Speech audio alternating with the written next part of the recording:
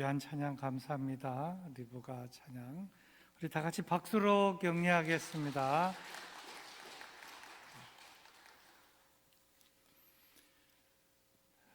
오늘 말씀은 사도 바울의 설교 중에 한 부분입니다. 사도 바울의 설교가 참 많이 있는데요, 바울 서신이 많지 않습니까? 그 여러 많은 설교 중에서 참 유명하고 또 귀한 그런 설교입니다. 요지는 이것입니다.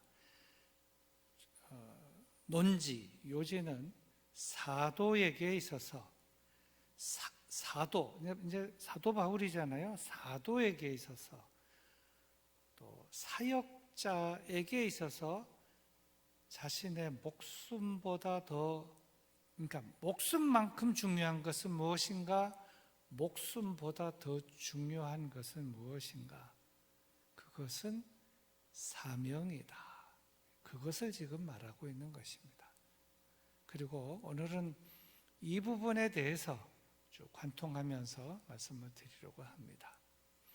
말하자면 사도에게 있어서, 사역자에게 있어서, 또 거룩한 직분을 받은 직분자에게 있어서 목숨만큼 중요한 것, 아니 목숨보다 더 중요한 것은 사명이다. 그래서 여기서 이렇게 말합니다. 주 예수께 받은 사명, 주 예수께 받은 사명, 이것이 참으로 중요하다. 목숨만큼 중요하고 목숨보다도 더 중요하다. 그리고 이 사도 바울이 말하고자 하는 주 예수께 받은 그 사명이라고 하는 주 예수께 받은 사명이 뭐냐? 사도 바울에게 있어서는 이방인을 위한 선교. 그러니까 이제 12사도는 유대인에게로, 자신은 이방인에게로. 그래서 이방인을 향한, 이방인에게 복음을 전하는 이 사명이 목숨만큼, 목숨을 걸고 할 것만큼, 아니 목숨보다도 더 중요한 것이 사명이고, 자신의 그 사명이란 이방인을 위한 선교이다. 그 점을 지금 말하고 있습니다. 그리고 사실 사도 바울은 자신이 이걸 알았기 때문에, 다메섹 도상에서 깨달았기 때문에 유대 지방에서 복음을 전하고 이러지 않고 1차 전도 여행, 2차 전도 여행, 3차 전도 여행 하면서 어디로 다녔는가 하면 이방 지역을 다닌 것입니다. 많은 위험도 있었고, 매도 맞고, 감옥에도 갇히고, 오해도 많이 받고, 심지어 어떤 도시에서는 두드려 맞아가지고 그냥 거의 거반 죽은 것처럼 돼서, 이 사람이 죽었나? 이렇게 해서 그 죽었는 줄 알고 질질질질 끓여서 성 밖으로 내쳤는데, 제자들이 이렇게 보니까 죽지 않고 살았구나. 그래서 살아나가고 계속 또 사역도 하게 되는 그런 어려운 일이 있기는 있었지만, 그래도 어려운 가운데서도 이방인을 향한 그 사명은 그런대로 잘 수행이 되었습니다. 그래서 지난 수요일에도 설교를 드렸다시피 2해 동안 에베소 두란노에서 저는 열심히 주의 말씀을 전하며 가르치는 사역도 했고, 동시에 놀라운 능력도 행했습니다. 그랬더니 병든 자들의 병도 많이 고쳤고, 악귀 들린 사람들에게서 악귀와 귀신도 많이 나아가고, 마술을 행하던 사람도 이거 아니구나 해서 마술책을 다 모아다가 불살랐는데 그 값이 은 5만이나 되었다 하는 그런 일도 있었습니다. 그랬더니 에베소에서는 하나님의 말씀이 아주 흥왕하게 되었다 하는 점을 지난 시간까지 살펴보았습니다. 자, 일이 이렇게 되면 사울이 바울이 되고 이방인을 위한 이 선교 사역을 열심히 해서 가르치고 또 안수하고 그러니 저들에게 성령이 임하고 병도 낫고 귀신과 악귀도 물러가고 점점 교회가 부흥하게 되면 계속해서 좋은 일이 일어나야 되는데, 이 좋은 일이 일어나기도 했지만 이 일을 방해하는 세력이 있었는데, 그 방해하는 세력이 누구냐? 사탄 마귀였다는 것입니다. 마귀는 이것이 배가 아파가지고 가만히 있지를 못했던 것입니다. 그래서 실제적으로 이 사도 바울을 사역하는 이 일에 대하여 막 그 소요도 일어나게 되고, 그리고 오해도 일어나게 되고, 또 핍박도 계속해서 일어나게 되고, 일이 꼬이게도 되고, 가고자 하는 길이 막히게도 되고, 가고자 하는 길이 막히게 되니까 뭐 도저히 갈 수가 없는 거죠. 상황이 아주 복잡하게 된 일도 있었다. 그런데 이제 여기까지는 서론입니다. 이렇게 일들이 막 복잡하게 잘 되기도 하다가, 복음이 잘 전해지기도 하고 부흥도 되고 병도 낫고 귀신도 나가고, 그래서 잘 하다가 일이 안 되고 막히고 꼬이고 어려운 일이 생기게 되면 어떻게 해야 되느냐? 어떻게 해야 되겠습니까? 그러면 포기하고 주저앉고 다시 생각하고 이렇게 해야 되느냐? 그렇지 않고, 오늘 이 본문에서 말하고자 하는 내용은 이것입니다. 목숨 걸고 밀고 나가라. 목숨만큼, 아니 목숨보다 더 소중한 것이 사명이니까 그 사명을 감당하기 위해서는 밀고 나가야 된다. 그런 점을 말씀하고 있습니다. 자, 오늘 첫 말씀이 22절인데요. 22절을 제가 읽겠습니다. 보라, 이제 나는 성령에 매여 예루살렘으로 가는데 거기서 무슨 일을 당할는지 알지 못하노라. 지금 사도 바울은 예루살렘으로 갑니다. 예루살렘으로 가는 것이 목표예요. 그 가고자 하는 목적도 있습니다. 그런데 거기 가서 무슨 일을 당할는지를 모르는 겁니다. 세상적으로 말하면 그러면 가면 안 되는 거죠. 거기 가면 환영도 받고 뭐 준비된 사람도 있고 잘 돼야 되는데, 내가 지금 예루살렘으로 가는데 거기서 무슨 일을 당할는지 알지 못하노라. 그럼 여러분은 가겠습니까? 가는 것이 주저하게 되지요. 근데 그 앞에 중요한 말씀이 있습니다. 이제 나는 뭐라고요? 성령에 매여, 성령에 매여, 성령에 이끌려, 성령에 매여, 성령에 이끌려 가는 길이라면 가야 한다는 거죠. 그리고 유독 이 사도 바울은 사울에서부터 바울이 될 때 저는 강력한 성령의 체험을 했습니다. 초기에. 그래서 저는 이런 생각을 해요. 신앙생활을 할 때 이런 성령의 역사, 성령님의 강력한 역사의 체험은 신앙생활 초기에 하는 것이 참 좋겠다. 성령의 역사를 따라 성령에 매여 성령에 이끌려. 세례 요한도 그랬고요. 예수님도 공생애 시작할 때 성령에 이끌려 광야로 가서 사탄 마귀에게 시험을 받았고, 성령에게 이끌려 성령의 인도함을 받아. 이게 참 중요하다는 겁니다. 그런데 어떤 사람도 신앙생활을 해나가는데 그저 이론적으로만 신앙생활을 하고 성령이 있음도 알지 못하였노라, 성령이 무엇이냐 이렇게 되면 신앙생활을 잘하기가 어렵다는 것입니다.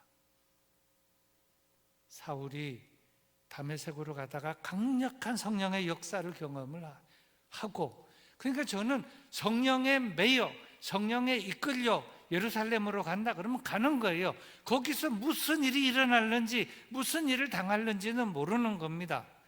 그것이 비단 예루살렘으로 가는 것뿐만 아닙니다.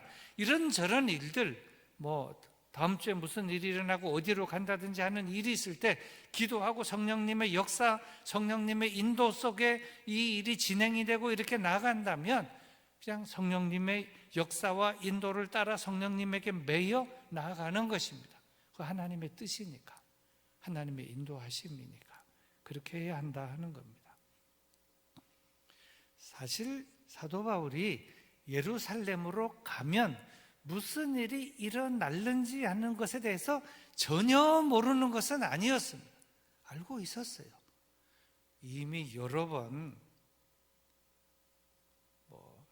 여러 사인이 있었고, 성령님께서도 저 기도 중에 말씀도 하셨고, 그 다음에 보면은 그 21장 보면은 이런 말씀이 있습니다. 21장에 보면은 그 여러 가지 내용, 이제 조금 이따가 좀 읽어보겠는데요. 거기서도 보면은 거기 가게 되면 어려운 일이 있을 것이다 하는 그런 말씀도 이미 예언을 통해서 말씀해 주시는 것입니다. 예루살렘으로 가면 환난과 핍박이 너를 기다리고 있다. 이 말씀을 이미 성령님께서 이렇게 말씀해 주시면서도 성령님은 저를 이렇게 몰고 가는 겁니다. 그러면 이것이 어떻게 상반된 것이 아닌가? 예루살렘으로 가게 되면 환난과 핍박이 나를 기다리고 있을는지 모른다. 기다리고 있을 것이다 하면서도 저는 성령에 매여 예루살렘으로 가는 겁니다.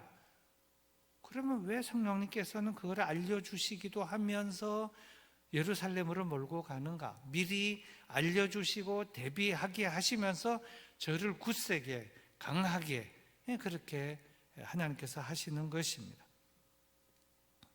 자, 조금 더 이제 다음 말씀을 좀 보겠습니다. 23절을 보겠습니다. 23절.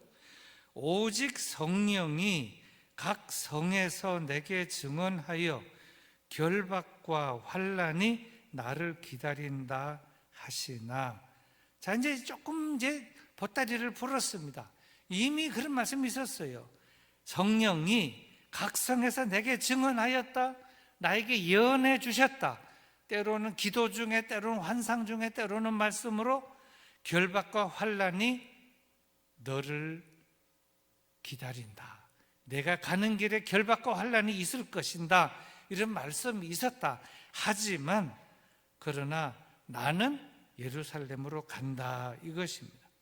자, 21장 오늘 아까 읽은 내용이 20장인데요 21장 7절부터 11절까지 보겠습니다. 여러분 성경책을 봐주시기 바랍니다. 제가 읽겠습니다. 두로를 떠나 항해를 다 마치고 돌레마이에 이르러 형제들에게 안부를 묻고 그들과 함께 하루를 있다가 이튿날 떠나 가이사랴에 이르러 7 집사 중 하나인 전도자 빌립의 집에 들어가서 머무르니라. 그에게 딸 넷이 있으니 처녀로 예언하는 자라.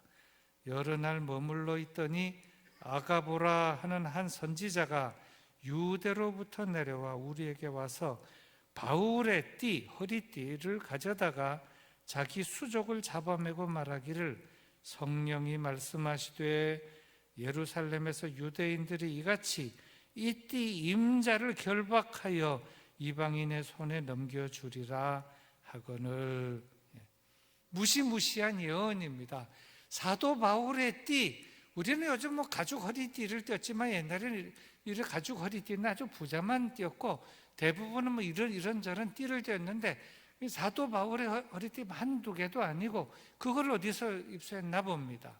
그래가지고 그걸 가지고 와서 자기 수족을 메고는 성령님께서 나에게 말씀하셨다.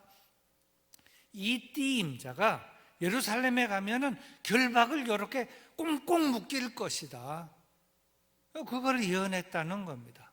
그리고 그 이러한 예언이 여기만 있는 것이 아니라 저기도 있고 여기도 있고 여기서도 예언하고 저기서도 예언하고 사도 바울이 워낙 유명인 인사니까 사도 바울에 대해서 그를 보호하는 사람도 있고 또 그런 예언을 받아가지고 사도 바울을 아끼는 측면에서 가지 말라고 또 그렇게 또 말하는 사람도 있었던 것입니다.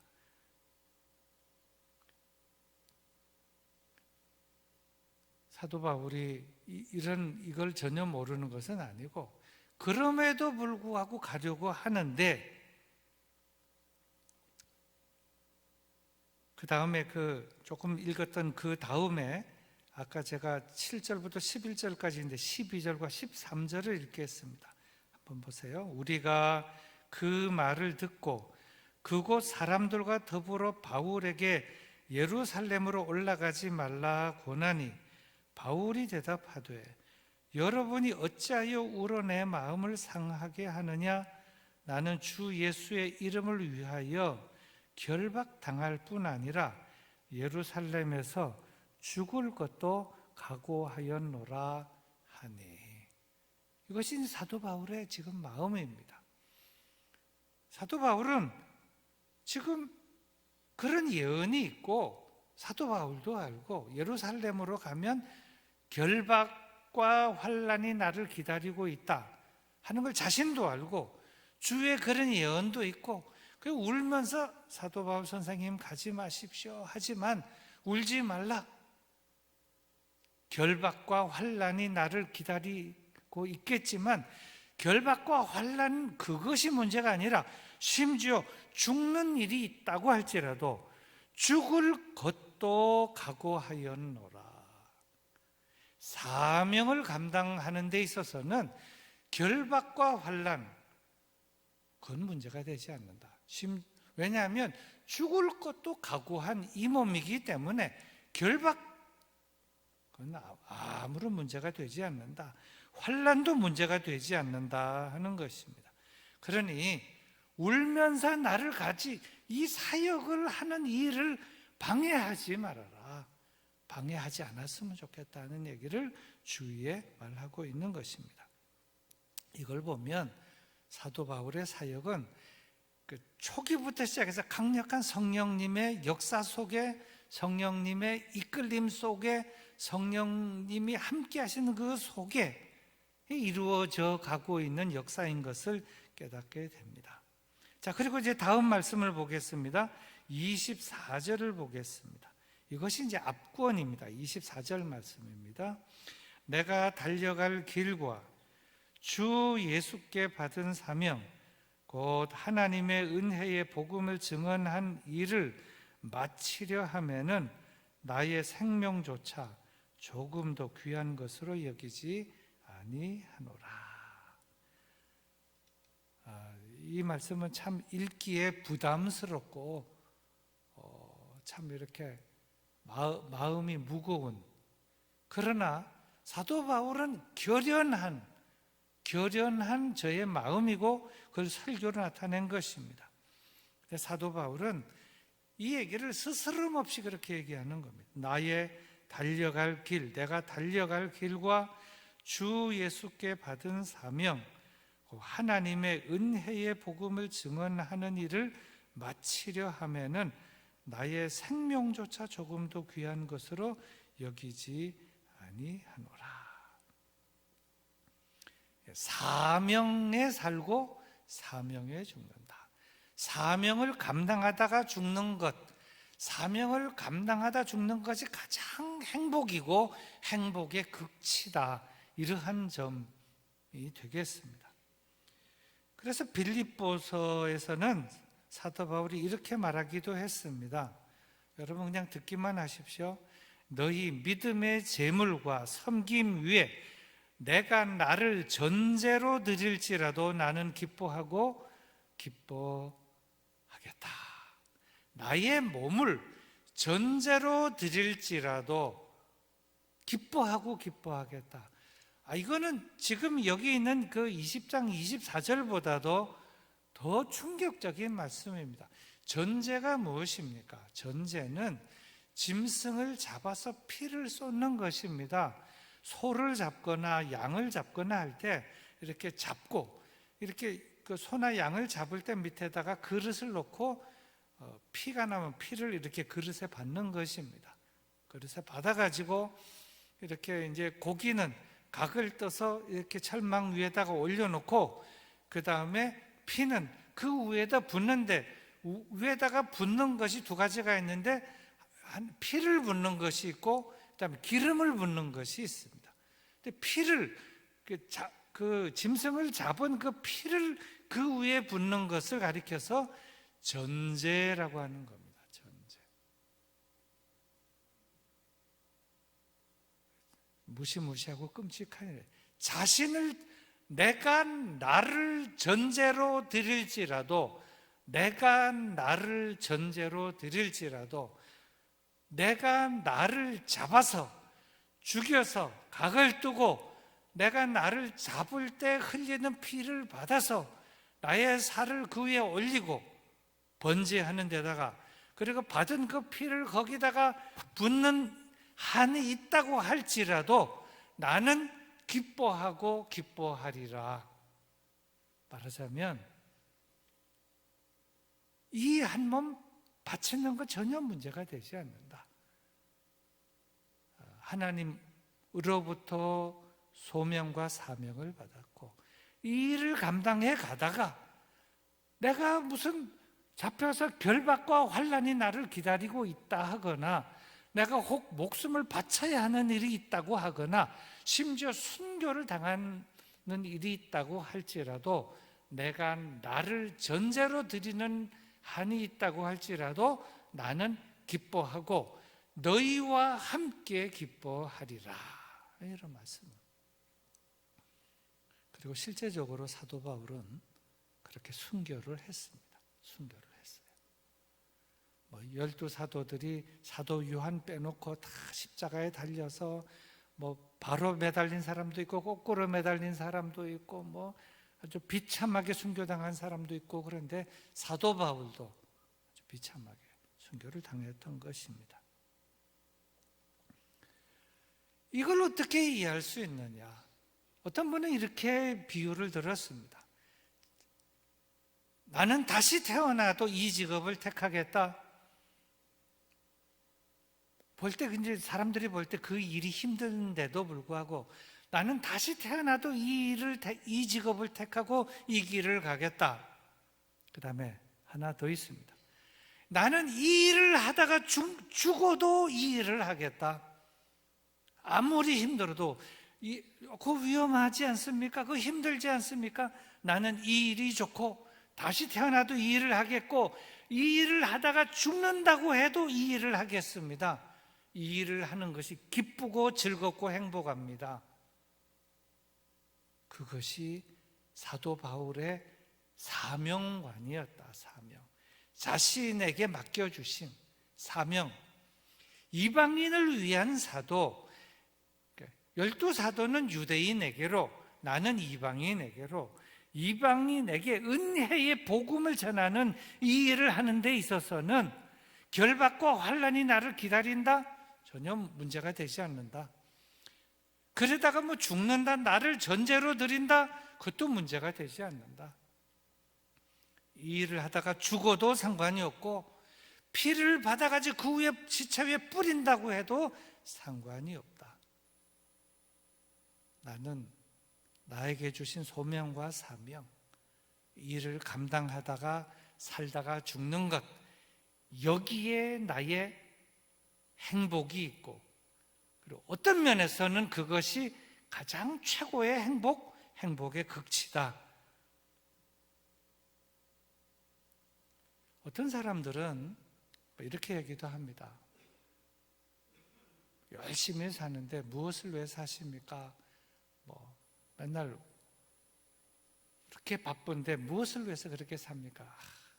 그냥 자식 잘 되려고 살지요. 자식을 위해서 사는 사람들이 많습니다. 물론 자식을 낳아서 사랑으로 낳아서 기르며 사는 것은 당연한 것입니다만은, 모든 사람에게서 그는 그냥 다 기본적으로 하는 것이고, 모든 사람에게 있어서의 사명은 자식을 낳아 기르는 것 그 이상으로 중요한 사명이 있습니다. 자식을 낳아 기르는 것 그것만 삶의 목적과 목표인 것은, 사실은 이 말은 조금은 위험한 말이기도 합니다만 여러분 오해하지 말고 들으세요. 그저 이제 아들, 딸 한 명이든 두 명이든 낳아서 영어를 잘한다, 음악을 잘한다, 기술을 잘한다 해서 그저 자나 깨나 자식하면, 자칫 잘못하면 자식이 우상될 수 있어요. 자식이 삶의 목적이고, 그러다가 나중에 자식이 다 컸어요. 그거 가지고 부모님에게 좀 싫은 소리하고 부모를 떠나가고 되면 부모들이 뭐라고 하는지 아십니까? 평생 농사 헛졌구나, 내가 헛살았구나, 애당초 헛살은 거죠. 자식은 사랑으로 낳고 사랑으로 기르고 하는 것이고, 삶의 목적과 목표는 그것이 아니어야 된다는 겁니다. 사도 바울은 말했습니다. 누구든지 자기를 위하여 사는 자가 없고 자기를 위하여 죽는 자도 없도다. 자기를 위해서 죽는다는 것 사실은 있을 수가 없지요. 자기를 위해서 죽는 그 순간, 죽어버리고 나면 그거 다 헛거가 되는 거예요. 어떻게 자기를 위해 죽는 것이 의미가 있습니까? 남을 위해서 죽어야 그 죽음이 의미가 있지, 자기 자신을 위해서 죽는다는 건 의미가 없는 거예요. 남을 위해서 희생을 해야지요. 자기 자신을 위해서 희생하는 건 그건 그 정도는 해야 되는 거죠. 남을 위해서, 가족을 위해서, 다른 사람을 위해서, 어려운 사람을 위해서 희생하고 죽을 때 그것이 값지고 고귀한 것이라는 것이죠. 누구든지 자기를 위해 사는 자고 없고 자기를 위해서 죽는 자도 없도다. 그리고 정말 진리를 깨달은 사람은 자기를 위하여 살고 자기를 위해서 죽는 것이 아니라 남을 위해서 살고 남을 위해서 죽어야 되는데, 더 나아가서 진정 깨달은 사람은 누구를 위해서 살고 누구를 위해서 죽어야 되느냐? 결론입니다. 예수 그리스도를 위해서 살고 예수 그리스도를 위해서 죽을 때 그의 삶이 가장 값지고 제 삶의 목적과 목표가 제대로 되었다, 이것이라는 거예요. 가장 중요한 것이 그거. 누구든지 자기를 위하여 살고 자기를 위해서 죽는, 자기를 위해서 살고 자기를 위해서 죽는 사람은 어떤 면에서 보면 자기가 우상이에요. 자식을 위해서 살고 자식을 위해서 죽는 것도 자식이 우상이 될 수 있습니다. 그리스도를 위해서 살고 그리스도를 위해서 죽는 건 그 우상이 아니에요. 그 우상이 될 수가 없습니다. 이 점이 참 중요한 것입니다. 그래서 사도 바울은 이렇게 고백을 합니다. 나의 사는 목적은 예수 그리스도이다. 나의 사는 삶의 목적은 예수 그리스도이다. 그래서 빌립보서에서 이렇게 말합니다. 그리스도를 위하여 죽는 것도 나에게 유익하다. 그리스도를 위하여 죽는 일이 나에게 다가온다면, 그리스도를 위하여 죽을 일이 나에게 선택지로 다가온다면 그리스도를 위하여 죽는 것도 유익하도다. 근데 이거는 평상시 생각해 두지 않으면, 기도하면서 깨달아 두지 않으면 그 자리에 섰을 때 그것이 안 되는 거예요. 자기를 위해서 살고 자기를 위해서 죽거나, 자식만 위해 살다가 자식만 위해서 허리 꼬부라질 때까지 일하다가 죽거나 그럴 사람은 그리스도를 위해서 살다가 그리스도를 위해서 죽을 수가 없는 것이죠.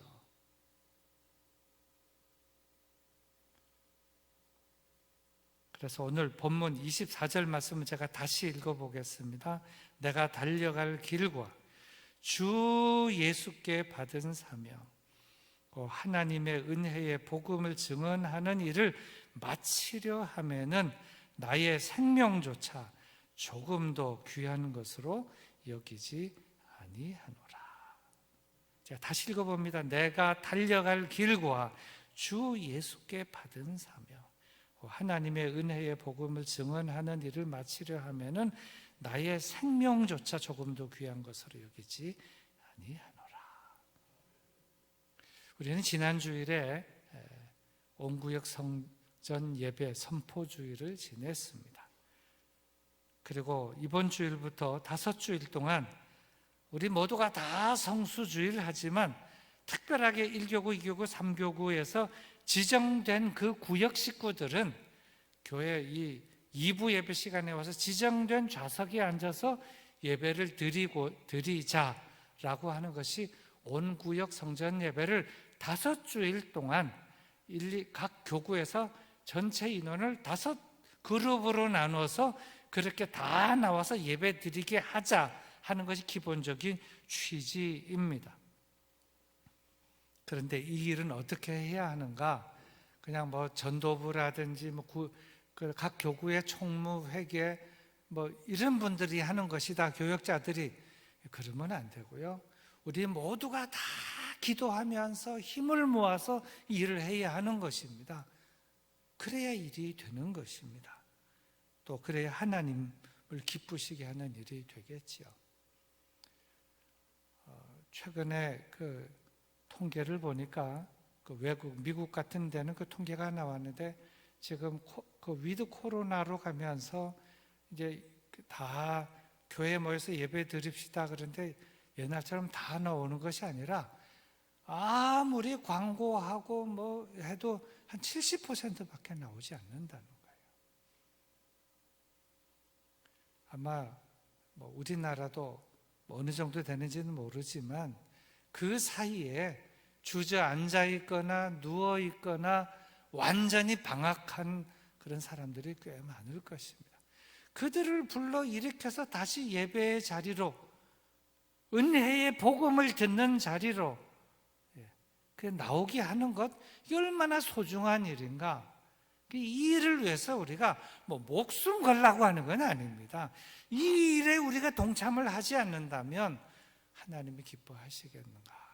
그래서 우리가 교회적으로, 교회에서, 당회에서 결정을 하고 교회에서 선포를 하고, 우리가 하나님이 기뻐하시는, 하나님이 예배를 받으시는, 예배를 기뻐 받으시는 분이신데, 예배를, 우리의 찬양과 기도와 예배를 기뻐 받으시는 분이 하나님이신데, 이 예배의 자리로 우리 온 모든 식구들을 다 나오게 하는 일에 우리가 다 열심히 기도하고, 다 연락하고, 또 안 되면 가서 업고도 나오고, 차를 태워서 모시고도 나오고, 어떻게든지 다 나와서 일을 해야 하지 않겠느냐.